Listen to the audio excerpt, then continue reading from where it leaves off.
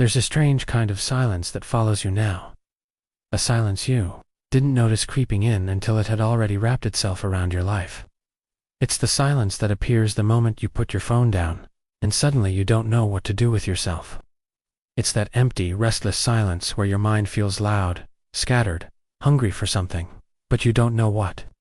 Because somewhere along the way, social media rewired the part of your brain that once felt satisfied with simple things. The part of you that once knew how to enjoy a quiet moment, how to sit with your thoughts, how to be present in your own world, without needing a window into someone else's. But now, your brain doesn't crave peace. It craves stimulation.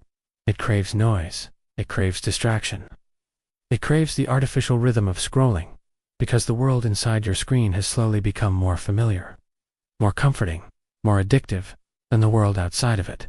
And the scariest part is that none of this happened with a dramatic crash or a sudden shift. It happened slowly, subtly, quietly, like a rewiring you were never conscious of.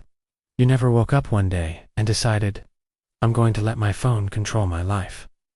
You never chose to weaken your attention span, or numb your emotions, or compare your existence to curated illusions. But social media doesn't ask for your permission. It shapes you in micro-moments. In the 2 seconds you check a notification, in the 3 seconds you spend swiping away a video, in the half second you feel a dopamine spike you didn't earn. Your brain learns from repetition, not intention. And the things you repeat every day become the architecture of who you are. You might think you just use social media, but the truth is, it uses you. Every swipe is engineered. Every sound is calculated. Every color is chosen because it triggers something deep in your brain. And you don't even realize how deeply you're being influenced until you try to pull away. Try sitting still for 10 minutes, with no music, no screen, no stimulation, and you'll feel it. That itch, that pull, that whisper, that restless anxiety that crawls through your chest, telling you to reach for your phone because your brain has forgotten how to exist without constant input. That is the addiction you never admitted you had. That is the rewiring you didn't know was happening. Somewhere along the way, your attention span shrank. Not because you're weak, not because you're lazy, not because you lost discipline, but because your brain has been trained to expect instant gratification at all times.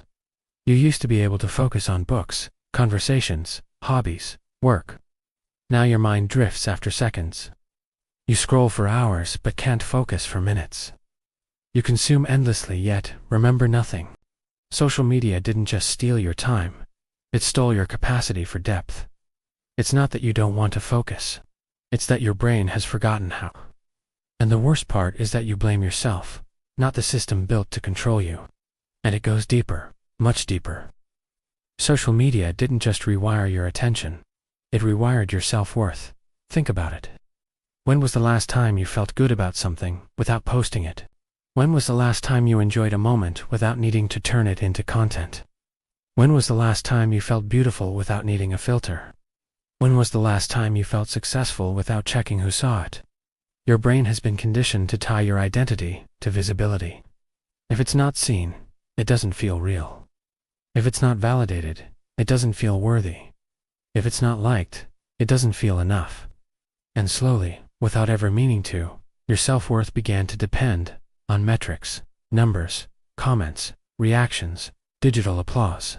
And this is the part that hurts the most. Social media has made you believe you're behind. Behind in life, behind in success, behind in beauty, behind in happiness, behind in everything. Not because you actually are, but because your brain is comparing itself to endless illusions. People don't post their failures, their loneliness, their insecurity, their breakdowns, their real life. They post the version of themselves they want the world to believe. And you, without meaning to measure your raw, unfiltered humanity against someone else's carefully constructed highlight reel. And the comparison poisons you. It makes you feel inadequate, even when you're doing fine. It makes you feel slow even when you're moving. It makes you feel lost even when you're on your path. But you don't see the invisible truth. You're comparing your entire story to someone else's single edited page. And then there's the emotional rewiring. The part no one talks about, because it's harder to see. Social media has trained your brain to feel emotions differently. You feel joy in shorter bursts, more shallowly, and only when something external triggers it.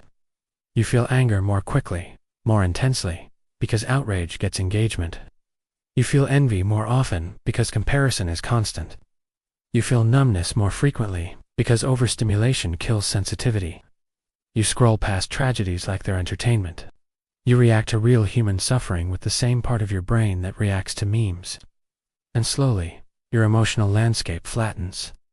Not because you don't care, but because your brain has been conditioned to process too much, too fast, too often, and yet somehow, social media has convinced you that you're more connected than ever, while making you feel more alone than ever. How is it possible to have hundreds of contacts but no one to talk to? How is it possible to have constant notifications but still feel invisible? How is it possible to be surrounded by people online yet feel like no one truly knows you? Because social media didn't make us closer, it made us perform. It replaced intimacy with interaction. It replaced conversation with content. It replaced friends with followers. And the result is a world where you are constantly seen yet rarely understood. But the deepest shift, the one most people never notice, is how social media has altered the way you think. Not what you think, how you think. Your brain used to move slowly, deliberately, with space between ideas. Now your thoughts jump, flicker, scatter like fragments of a broken mirror. Your mental world is filled with noise that isn't yours.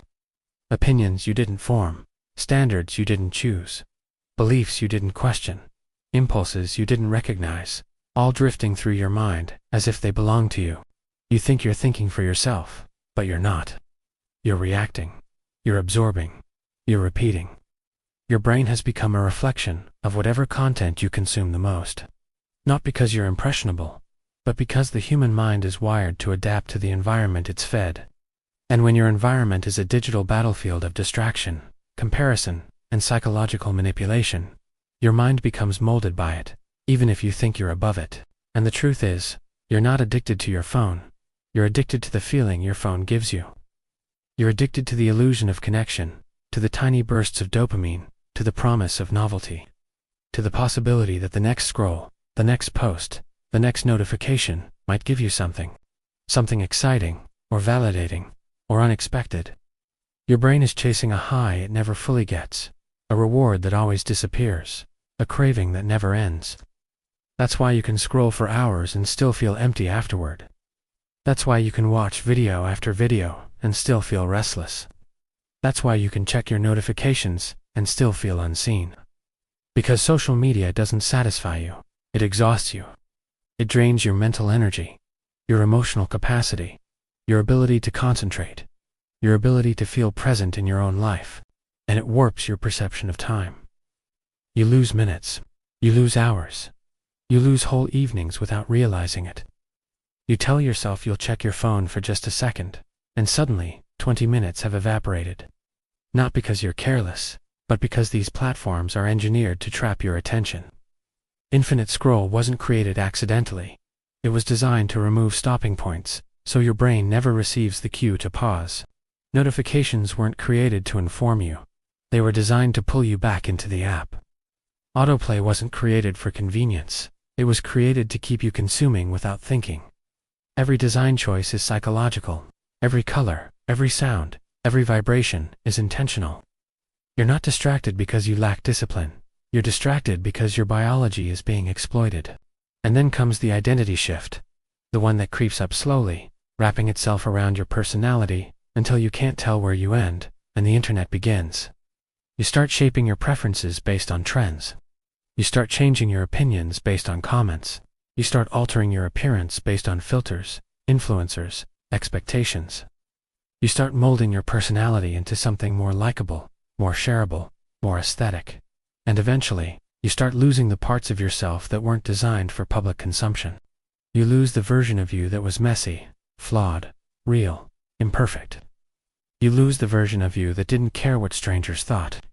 You lose the version of you that didn't feel the need to perform. And one day you wake up and realize you've become a character, a digital persona, playing a role in a world that rewards inauthenticity. But the saddest part is that deep down, you know something is wrong.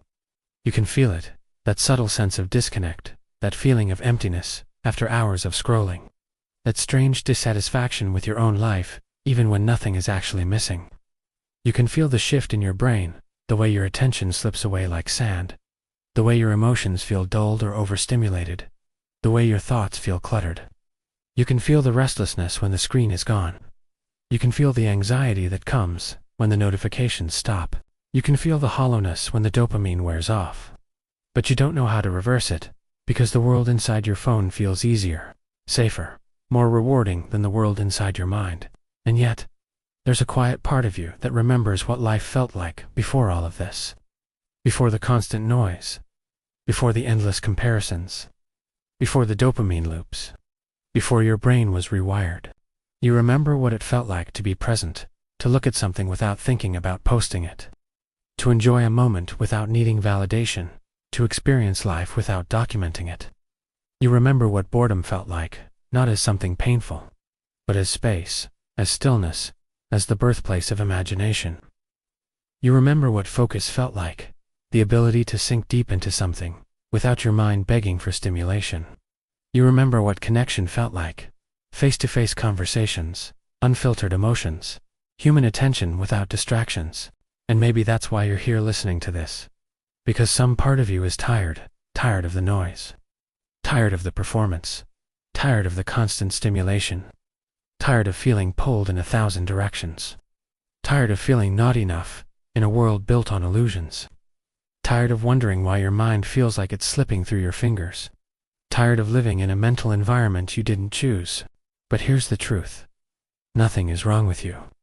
Nothing is broken. Nothing is beyond repair. Your brain isn't weak. It's adaptable. It changes based on what you feed it. And if social media can rewire your brain in one direction, you can rewire it back. Neuroplasticity is real. The same mechanism that made you addicted can make you whole again. You can reclaim your focus. You can rebuild your attention span. You can detox your mind from You can relearn how to feel deeply, how to be present, how to exist without needing a screen to tell you who you are. You can take your brain back, but you must first understand how it was taken.